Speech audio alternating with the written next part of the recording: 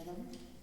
Boa noite a todos. Nós estamos aqui no terreiro do Pai Joaquim das Matas e eu vou ter uma conversa com o Pai Joaquim aqui, um papo reto para saber sobre as origens, sobre de onde ele veio, como que foi a vida dele, dos antepassados e do seu caminhar até ele chegar aonde ele está hoje, que é na Luz, na Aruanda. Pai Joaquim, o senhor foi um escravo na vida terrena. Sim. O senhor sofreu muito no cativeiro, na escravidão. Como foi a vinda do senhor para a terra daqui? Porque o senhor era daqui do Brasil, o senhor veio da África, o senhor veio de outro continente para cá, ou o senhor já foi enraizado aqui? O senhor já teve a sua família aqui, o seu pai, sua mãe eram africanos, eram de outra nação, de onde que eram os seus pais, de onde que o senhor veio para cá pequeno, o senhor já veio escravo, o senhor já nasceu escravo, como que foi que o senhor nasceu, como que foi a sua vida? Nasci de uma família escravos, um pai escravo e uma mãe escrava. Porém, não dessa terra que vós me se chama o solo, como é que se chama o solo? Na terra aqui no Brasil? Isso. Eu vim de outro lugar, um lugar chamado a África. E na terra onde eu vivi, na terra de Angola, onde os meus pais eram escravos, então uns senhores maiorais passavam nas suas colônias para poder capturas de crianças. E olhava às vezes o menino pequeno, olhava às vezes se tinha estrutura para ser um escravo bom, para ser um bom escravo de serviço, puxar, cortar uma lenha, puxar uma cana e assim sucessivamente. Então o senhor foi tirado dos seus pais? De família. O senhor então veio para cá sozinho, seus pais ficaram, seus pais morreram, como é que aconteceu? Teve briga, teve luta, teve momento de paz, ou o senhor foi simplesmente arrancado da sua família sem ter nenhum tipo de contenda? O meu moço de sangue entrou em pé de guerra com esse povo que foi a minha busca. E quando intermediou a tentar uma luta para não poder deixar eu vir juntamente com essa guarda de superiores, a minha moça de sangue me colocou neste mundo. Infelizmente, após esse conflito, após esse desentendimento, ela veio ao seu falecimento. Em qual ano que o senhor foi dado no cativeiro? Eu não me recordo muito bem. Não me recordo muito bem. Mas foi dada a época quando a escravidão, quando ainda ela era escravidão, quando ela passou de ser escravidão. Foi na época da Ásia Menor, né? Que no caso eram 3 continentes, né? Ásia Maior, Ásia Menor e o continente que era o continente africano, né? No caso, na verdade não eram 3 Ásias, eram 2 Ásias, a Ásia Maior e a Ásia Menor. No caso, a Ásia Maior era lidada pelos espanhóis e pelos portugueses, né? Primeiro os espanhóis, depois os franceses e os portugueses. O senhor foi capturado pelos franceses, pelos portugueses ou pelos franceses? Pelo povo francês. Então o senhor vem da década de 1800, mais ou menos, na década de 1600, por aí, né? Mais ou menos de 1330, mais ou menos nessa década. Porque primeiro foi os franceses que dominaram, que vieram, descobriram com a França, vieram e dominaram, né? Os franceses, depois eles tiveram a briga com os espanhóis unificaram com a França, depois que os portugueses que vieram em busca do que acharam o Brasil, né? Que seria o novo continente, né?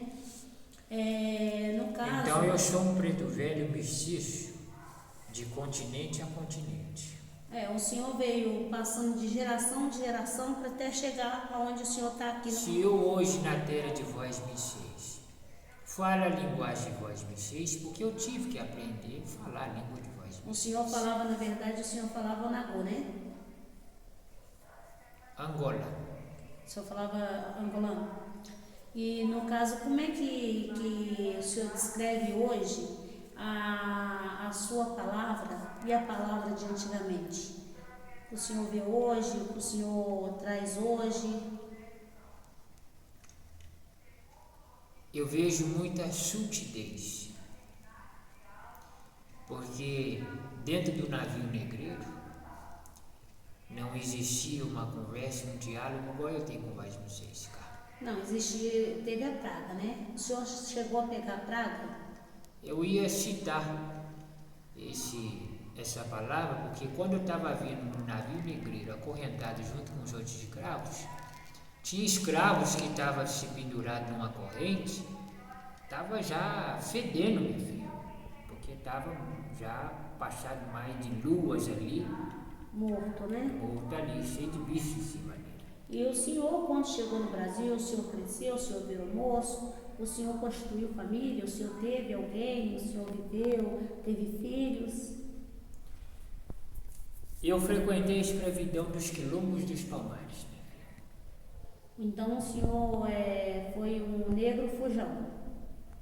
Não digo fujão. Porque no caso, como o senhor foi para o quilombo, e o quilombo naquela época era para escravos que eram fugitivos, que fugiam dos seus antigos donos. Então eles se denominavam libertos, mas eram negros fujões. Eu me sentia o único indiferente no meio deles todos ali. O senhor era muito mestiço, porque o senhor era branco, o senhor era mais moreno, o senhor era menos, mais de cor, como é que era a cor do senhor? O senhor da cor do meu filho. Então o senhor era um mestiço. Sim. E no caso, o senhor teve família? Sim. O senhor teve mulher, teve filhos? A minha companheira hoje no astral, ela é uma preta velha, que é a vovó Catarina do Cruzeiro das Armas. Sim, a dona vovó Catarina. E no caso, com quantos anos o senhor morreu? O senhor teve contenda no quilombo onde o senhor morava? O senhor morreu de velhice? O senhor morreu porque o senhor foi recapturado? Como que foi a morte do senhor e a transição do senhor por astral para o senhor estar aqui hoje como preto velho? 90 dias amarrado num tronco. 90 dias amarrado no tronco, sem comer e sem beber. Sem comer, sem beber e apanhando. Por um erro que eles achou que a minha companheira dentro do cativeiro fez e ela não fez. Ela estava se respondendo por algo para os feitores daquele tempo, daquela fazenda. E porque o chicote deles era com aqueles uns pedaços de ferro, com umas pontas de fico, então quando batia arrancava aquela tira de sangue para fora. Sim, arrancava a carne. A carne. Cortava, né? Então o que acontece? Como eu vi que a minha amiga velha estava sendo injustiçada por atos e coisas que ela não cometeu, desde então a minha amiga velha, ela era uma moça que ficava dentro do cajuá daqueles feitores, cuidando das companheiras dos feitores. Era uma preta velha, muito parteira também, fazia muito parte nas fazendas. E qual foi o ato justo que aconteceu que para ela ter ganhado essa punição? Incriminalidade, mexer em pertence que não lhe pertencia. Eu pensei que poderia ter sido dela ter perdido alguma criança de alguma fazenda, de algum senhor de fazenda. Não. A vovó Catarina do Cruzeiro das Almas tinha uma mão santa para fazer um parto. E deixa eu fazer uma pergunta para o senhor. O senhor morreu com quantos anos? 90. E ela morreu com quantos anos? Meia idade. O senhor acha que hoje... Ela deu câncer, meu filho. Sim, mas o senhor acha que hoje, aqui, no momento que está, no ano que nós estamos, o senhor acha que o senhor ainda tem antecedentes? Que passou daquela geração que veio passando de geração para geração? Uma palavra bem sábia, meu filho. O antecedente, que vai mexer em perguntou de antepassado, hoje se encontra o cavalo que eu estou nele. Então, o senhor acha que o menino que hoje o senhor trabalha com ele é um parente seu? É uma pessoa que veio do seu sangue lá do antepassado. Então, quer dizer que a família dele vem de antepassados e o senhor o moço aí, ele é um antepassado do senhor, é um parente próximo. Sim. E no caso, a fazenda onde o senhor foi escravizado, o dono da fazenda ele era muito ruim, ele tratava os escravos maus, tinha aquela soberania de mandar escravo deitar, ordenar-se com outras pessoas, as escravas eram abusadas, tinha abuso sexual entre elas e entre eles também, porque naquela época existia muito abuso, né? O abuso, Sim. primeiramente o abuso, que era o abuso do domínio da pessoa, né? Que em si, pegar uma vida da pessoa e escravizar já é um abuso. Mas outros abusos, tipo assim, o sexo, a dominância de dominar aquela pessoa, daquela pessoa ter que ter marcas no corpo, tinha esse tipo de abuso? Existia e ao mesmo tempo não existia. Porque dentro de uma senzala, dentro de um cativeiro, meu filho, nós também tinha escrava que era oferecida para os seus feitores. Sim, por exemplo, assim, que nem... As escravas de respeito, as escravas curandeiras, as escravas benzedeiras, as escravas que faziam desfazia feitiço, desfazia mironga, porque a maioria dos seus feitores com as suas senhoras tinha, às vezes, quando gerava uma criança no ventre, a criança às vezes costumava nascer com vários tipos de complicação de saúde. Então eles gastavam com muito medicamento, não resolvia nada para as suas crias, e quando ia ver lá, a situação da cria deles era coisa espiritual. A minha nega velha, por muitos anos, que ficou na minha companhia, a vovó Catarina do Projeto da Jara, a última criança que ela salvou, foi dado a ele um diagnóstico entérico por uns moços da capa branca, que já num tempo mais elevado. E quando foi ver, não foi nada que aquilo que o moço da capa branca falou com os feitores da fazenda. Estava com outro tipo de problema.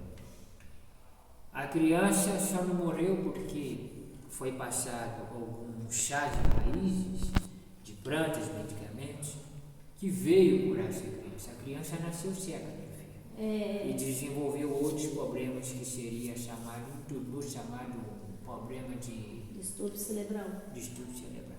No caso, por exemplo, assim, naquela época era muito difícil a comida para vocês. Era dada para vocês a farinha, né?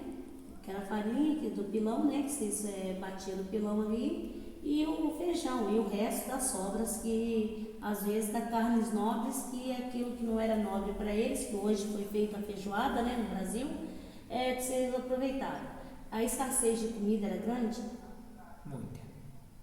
Isso vocês chegaram a passar fome. Vocês sabiam o que era café? Quando chegava a ter resto de comida, igual você falou, dentro da senzala, dava até briga para comer. O senhor chegou a saber o que é café, essas coisas? Por fim disso tudo, tinha escravo que um dava comendo o outro, minha filha, dentro da senzala. Sim, existia isso, sim. Para matar a sua fome. Deixa eu fazer uma pergunta para o senhor. No caso, existia... Vocês sabiam o que era café ou só a casa grande que poderia tomar o café? Nós apanhava e fazia o nosso coalho no saco. Vocês tinham Só que o feitor não podia ver, porque se visse... Pegava aquilo escondido, né? É uma sobrevivência. E deixa eu fazer uma pergunta para o senhor. O senhor se recorda de como que o senhor representa hoje? O senhor tem quando o senhor desencarnou, o senhor recorda como que foi, como que era o desencarne? Explica para nós. O senhor via o que se passava? O senhor teve velório? O senhor teve... Como que o senhor foi enterrado? Eu não tive essa palavra, o funeral. Quando se morre um escravo dentro de uma senzala, nós cantamos, nós ecoamos, fazemos as nossas orações, as nossas cantigas. O toque do tambor dentro da senzala, nós tocamos o tambor quando morria um escravo. Então nós tínhamos a nossa forma e a nossa maneira de cultuar. E deixa eu falar uma coisa para o senhor. Naquela época, Os santos católicos poderiam ser cultuados, mas a representação de vocês, como está aqui hoje no altar, não podia. Tinha um altar escondido.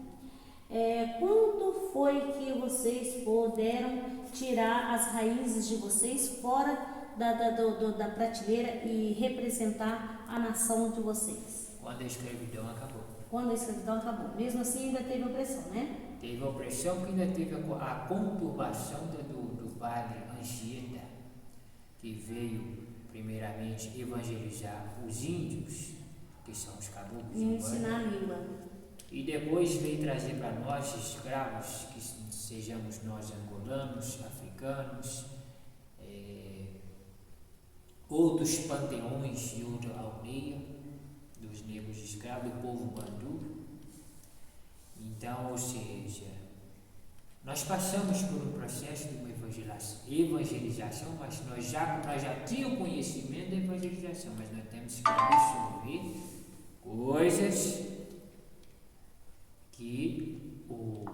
coisas que a egrégora desse padre queria que nós aprendêssemos.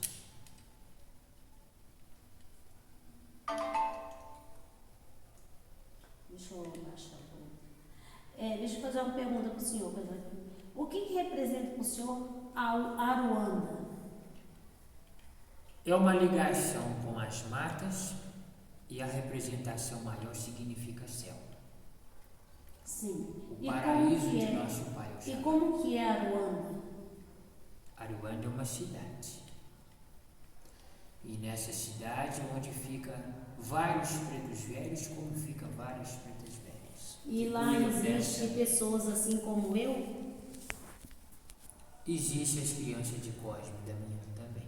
Sim, mas assim, eu digo assim, como naquela época os senhores de escravos, eles não acreditavam na nossa religião, eles também estão na Aruanda, porque a Aruanda ela é denominada o céu, né? Alguns feitores que foram muito rudes aqui no plano terreno do Cosme 6, muitos deles se tornaram cangaceiros após a sua morte, na falange, na linha de Lampião. E morreram de forma trágica. E hoje eles estão em outro astral, em outra dimensão. Em outra dimensão, pagando e fazendo trabalhos para poder se redimir dos erros que eles fizeram no passado. Sim. Deixa eu fazer uma pergunta para o senhor. Qual a diferença de um preto velho para um caboclo e para um boiadeiro? Isso vai depender muito da evolução espiritual. Qual é a diferença de um Exu para um preto velho? O Exu, para ele se tornar uma entidade da direita, quando ele chega ao ponto de se tornar uma entidade da direita, é de muita conquista, de muito trabalho, de muitas aprovações e de muita coisa comprovada que o Exu fez. Quando esses caminhos que essa entidade faz, de trabalhos realizados, concretizados, independente de qual seja a finalidade, outra coisa que atrapalha e dificulta muito o processo de Exu, quando ele vai se tornar um preto velho, ou ele vai virar um caboclo, muito menos um boiadeiro. O Exu ele faz 10 coisas para abrir o caminho de vocês, e 10 coisas ele vai abençoar o caminho de vocês, mas uma coisa quando ele faz para a maldade, o Exu regride tudo de volta de novo. E 10 coisas que ele fez boa, as 10 coisas ele perde, porque ele volta no seu estágio zero de novo. Então o Exu sempre ele tem que procurar fazer coisas boas, provenientes e positivas na vida daqueles que vêm buscar a força e seu acerto. Agora, tem Exu que faz a maldade, mas quem corresponde, da maioria das vezes, são espíritos obsessores. Os Exus invocam eles para poder dar a sua resposta. Então, ou seja, a diferença de um Exu para um preto velho é a sua obra concretizada, a sua coroação, o seu grau e a sua elevação, para que ele possa passar por forças maiores do que ele, acima dele, para ele receber a absolvição que ele fala assim, a partir de tal lua, vós, você vai virar um preto velho. Você vai deixar de ser o Exu Marabô e você vai virar Pai José da Bola, Pai José das Almas, você vai vir como preto velho. Por quê? O Exu teve o merecimento dele de se tornar um preto velho. A mesma coisa, a diferença do preto velho. O caboclo arranca-toco. O caboclo arranca-toco deixou de ser, e antes dele ser caboclo, ele era o preto velho, pai arranca-toco. Então ele deixou de ser preto velho, pai arranca-toco, para ser o quê? Caboclo arranca-toco. Mediante as obras, as suas ações, os seus trabalhos sendo feitos e realizados. E levando o nome de quem? De nosso Pai Oxalá. Todo caboclo já da banda da esquerda. Todo preto velho já teve a sua passagem na banda da esquerda. E assim como os Exus que estão na banda da esquerda, quer ter a sua passagem no lado da direita também. O Zé Pilintra é uma prova viva disso. Não digo o que vem aqui, mas em geral. O Zé ele trafega em todas as linhas dentro da corrente da Umbanda. Vai na linha de Exu, ajuda Exu, vai na linha de Pombagira, ajuda Pombagira, vem na linha dos velhos, ajuda os velhos, a simplicidade divina, a força dos caboclos, ajuda a força dos caboclos, se quiser ajudar a linha dos boiadeiros, ajuda os boiadeiros.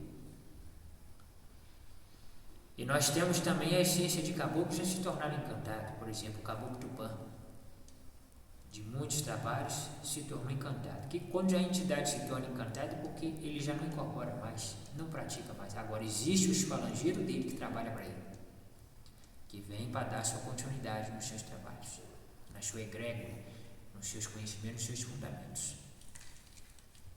Essa é a diferença.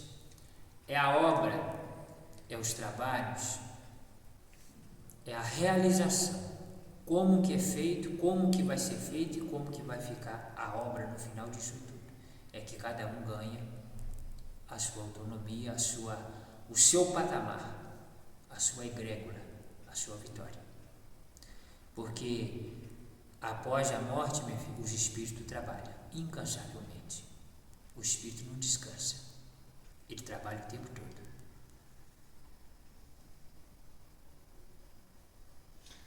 Pois é, mas aí, como que o senhor denomina hoje, tempo de antigamente, qual a diferença do tempo de antes com o tempo de hoje? O tempo de antes era sofrido. O senhor acha que o sofrimento acabou, que não mudou nada, que algumas coisas mudou, que só mudou o modo de...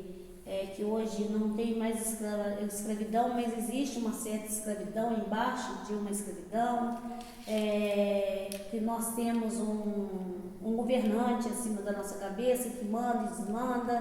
Como é que o senhor acha? O senhor acha que o tempo de hoje está diferente do tempo de antigamente? Ou o senhor acha que nada mudou? O meu tempo era mais difícil do que mais 1650 hoje. No meu tempo nós éramos escravos. Como a escravidão chegou a um exato momento que ela terminou, o tempo que vós vocês se encontram hoje, vocês estão sendo escravos do próprio tempo e da vida que vós vocês estão vivendo.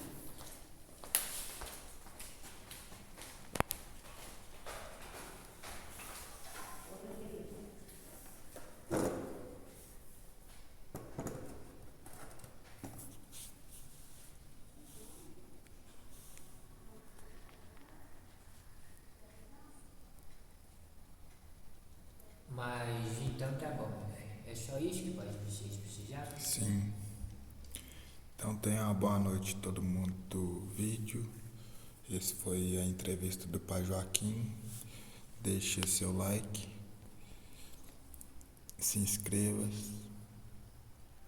e tenha uma boa noite.